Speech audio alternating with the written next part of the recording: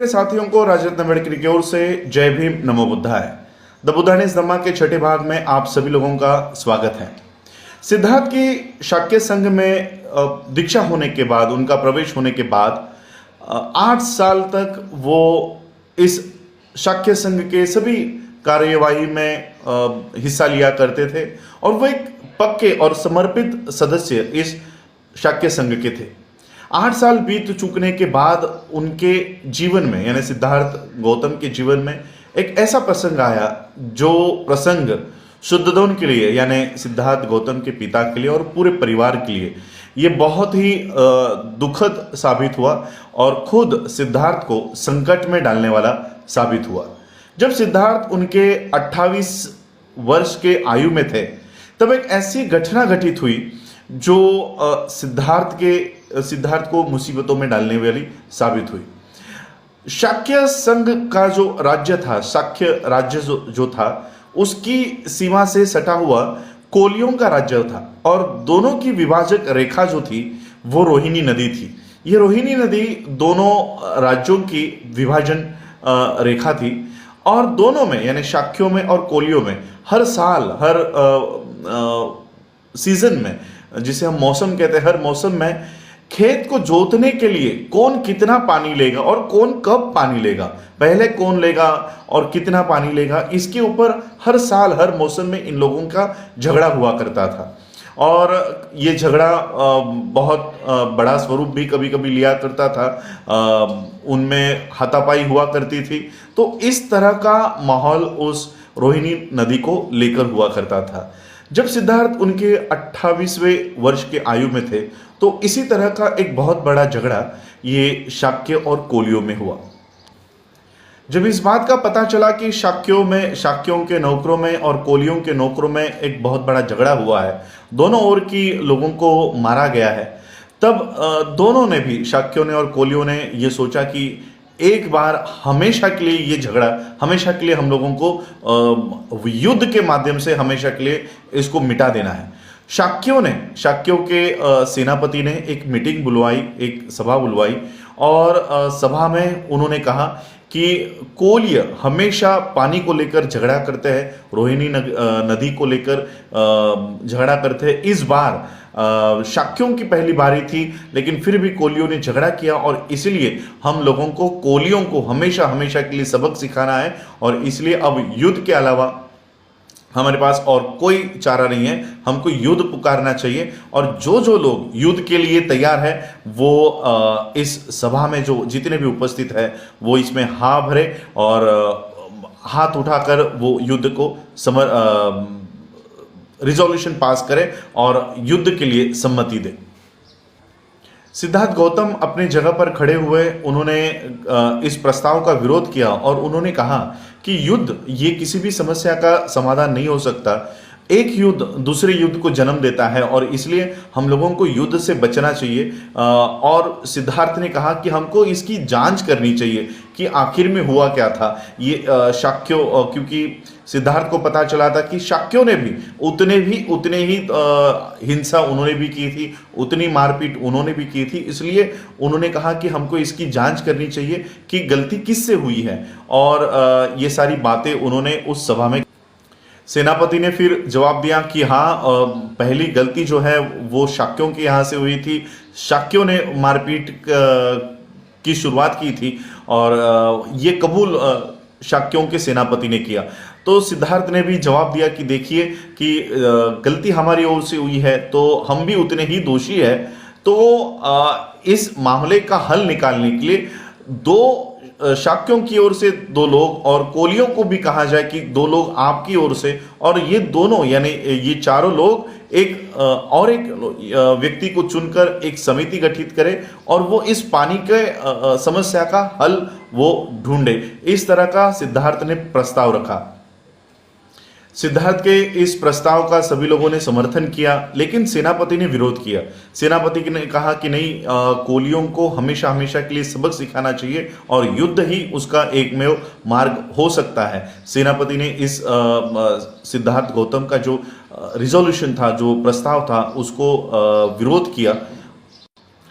तब सेनापति ने सिद्धार्थ के प्रस्ताव पर और खुद सेनापति के प्रस्ताव पर दोनों के प्रस्ताव पर संशोधन पर सेनापति ने सभी शाक्यों से अपने अपने मत मांगे और राय मांगी, और वो वोट के आधार पर उसका निर्णय किए जाने वाला था। सिद्धार्थ का जो प्रस्ताव था वो बहुमत से वो इनकार कर दिया गया, और जो सेनापति का प्रस्ताव था कि नहीं, युद्ध करना चाहिए और कोलियों को हमेशा हमेशा के लिए सबक सिखाना चाहिए, युद्ध करके उनको सबक सिखाना चाहिए, ये जो प्रस्ताव था, ये प्रस्ताव बहुमत से पारित हो गया। लेकिन फिर भी सिद्धार्थ ने खड़े होकर सेनापति के प्रस्ताव के लिए कहा कि हम लोगों को युद्ध का प्रस्ताव है उसके लिए वोट नहीं डालने चाहिए, क्योंकि कोलिय भी जो है वो हमारे रिश्तेदार है, बहुत पुराने रिश्तेदार है, और हम लोग पहले से ही युद्ध करके इतना खर्चा हमारा हो गया है कि ऑलरेडी हमारा जो स्टेट है, हमारा जो राज्य है, ये कौशल राज के अधीन हो चुका है। हम लोगों को अपने निर्णय तक लेने का इंडिपेंडेंस, हम लोगों को स्वातंत्र्य नहीं है, और इसलिए हम लोगों को युद्ध से बचना चाहिए ताकि और अधिक कौशल राज के हवाले हम हमारा जो राज्य है वो ना करें। दूसरे दिन सेनापति ने एक और मीटिंग बुलवाई, सभा बुलवाई, और उस सभा का उद्देश्य था कि 20 से 50 साल तक की आयु के जो लोग हैं वो अनिवार्य रूप से इस लड़ाई में, इस युद्ध में शामिल हो, और उनकी सैनिक भर्ती के लिए ये एक निर्णय लिया जाए, ये प्रस्ताव पारित किया जाए। इसके लिए शाक्यों की ये सभा बुलाई गई। सिद्धार्थ फिर खड़े हुए और उन्होंने इस मीटिंग का विरोध किया, इस प्रस्ताव का विरोध किया, और उन्होंने कहा कि हम लोगों को युद्ध नहीं छेड़ना है, लेकिन अगर अनिवार्य सैनिक भर्ती कराई जाती है तो वो इसके विरोध में होंगे, इस अनिवार्य सैनिक भर्ती के विरोध में होंगे, और अगर अनिवार्य सैनिक भर्ती होती है तो सिद्धार्थ उसमें शामिल नहीं होंगे और वो लड़ाई का हिस्सा नहीं बनेंगे। इस तरह का उन्होंने जवाब दिया। सिद्धार्थ गौतम का ये जवाब सुनने के बाद सेनापति क्रोधित हुआ और उसने सिद्धार्थ गौतम से कहा कि याद करो, जिस दिन तुम शाक्य संघ में प्रवेश कर रहे थे तो तुमने एक शपथ ली थी कि मैं शाक्य संघ को बचाने के लिए और शाक्यों को बचाने के लिए, उनके हित को बचाने के लिए तन मन धन से उसमें शामिल रहूंगा, और शाक्य जो निर्णय लेंगे मैं उसमें शामिल रहूंगा। लेकिन फिर भी सिद्धार्थ ने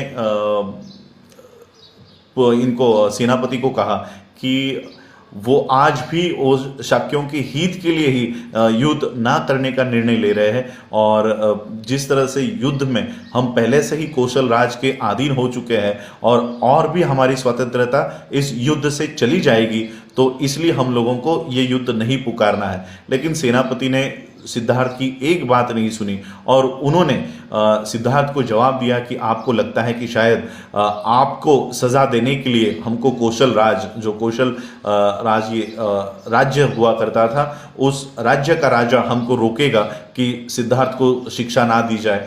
तो ये आपकी गलतफहमी है कि कौशल राज हमारे इस मामले में कोई इंटरफेरेंस नहीं कर सकते और कोई दखलंदाजी नहीं दे सकते। इसलिए आप अपने दिमाग से ये बात निकाल दो कि आप हमारे विरोध में जाकर भी आपको कोई शिक्षा नहीं होगी। तो इस तरह की जो कल्पना, इस तरह की जो बात आपके दिमाग में चल रही, तो उसको निकाल दो, हम आपको सजा देंगे। तो सिद्धार्थ ने कहा ठीक है, आपकी जो भी सज़ा हो मैं वो सज़ा पाने के लिए तैयार हूँ, लेकिन आपके इस मिलिट्री में, आपके इस युद्ध में, अनिवार्य सैनिक भर्ती में मैं शामिल नहीं होने वाला। सेनापति ने सिद्धार्थ से कहा कि आपको अगर सेना के शाक्यों की अगर बात नहीं माननी है तो उनको फांसी पे चढ़ाया जाएगा, लेकिन अगर फांसी पे चढ़ा देते तो सिद्धार्थ के फांसी का कारण ये कौशल राज को पता चल जाता। इसलिए सेनापति ने दूसरा मार्ग ढूंढ निकाला। सेनापति ने कहा कि अगर हम फांसी तुमको नहीं दे सकते तो तुम्हारे परिवार की जितनी भी जमीन जायदाद है वो सारी की सारी हम जब्त कर लेंगे, और आप सभी लोगों का बॉयकॉट, सभी लोगों का हम सोशल बॉयकॉट करेंगे, कोई भी लेन देन आप लोगों के परिवार से नहीं होगा। इस तरह का सज़ा हम आपको देंगे। जब सिद्धार्थ को पता चला कि इस तरह की शिक्षा की योजना सेनापति बना रहा है, तो सिद्धार्थ ने कहा कि आप या तो मुझे फांसी दे दो या देश से निकाल दो, लेकिन मेरे परिवार का इसमें कोई दोष नहीं है। तो उनकी ज़मीन जायदाद जब्त करने के बजाय और उनको सामाजिक बहिष्कार उनका करने के बजाय आप मुझे जो सज़ा देनी है वो मुझे सज़ा दो और मेरे परिवार को इससे बाहर रखो।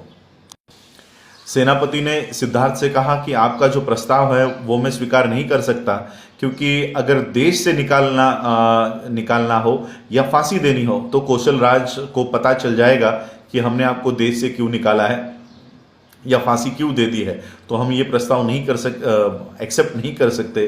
तो दूसरा प्रस्ताव था जो सामाजिक बहिष्कार और सारी संपत्ति का जब्तीकरण, ये प्रस्ताव वो सोच रहे थे। तो सिद्धार्थ ने कहा तो अगर इस तरह का अगर समस्या सेनापति के सामने है तो वो देश से निकल जाएंगे और उसके लिए कोई दूसरा हल, दूसरा मार्ग वो बताने की या ढूंढने की वो सोच रहे थे। तो सिद्धार्थ ने एक मार्ग सेनापति को बताया कि अगर देश से ही निकालना है तो परिव्रजा लेना भी एक तरह का देश निकालना ही हो सकता है। तो क्यों ना मैं परिव्रजक बन जाऊं और इस देश से चला जाऊं। तो इस तरह का एक मार्ग उन्होंने ढूंढ निकाला, लेकिन फिर भी सेनापति ने कहा कि इसमें भी एक अड़चन है।